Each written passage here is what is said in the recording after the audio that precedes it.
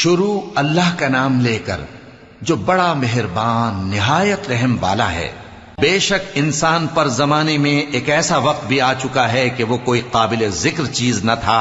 ہم نے انسان کو ملے جلے نطفے سے پیدا کیا تاکہ اسے آزمائیں، تو ہم نے اس کو سنتا دیکھتا بنایا، یقیناً ہم ہی نے اسے رستہ بھی دکھا دیا۔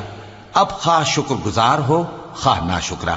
بے شک ہم نے کافروں کے لیے زنجیریں اور طوق اور دہکتی آگ تیار کر رکھی ہے۔ جو نیکوکار ہیں وہ ایسی شراب پیئیں گے جس میں کافور کی آمیزش ہوگی۔ یہ ایک چشمہ ہے جس میں سے اللہ کے بندے پیئیں گے اور اس میں سے چھوٹی چھوٹی نہریں نکال لیں گے۔ یہ لوگ نظریں پوری کرتے ہیں اور اس دن سے جس کی سختی پھیل رہی ہوگی خوف رکھتے ہیں، اور باوجود کہ ان کو خود کھانے کی چاہت ہوتی ہے مگر فقیروں اور یتیموں اور قیدیوں کو کھلاتے ہیں، اور کہتے ہیں کہ ہم تم کو محض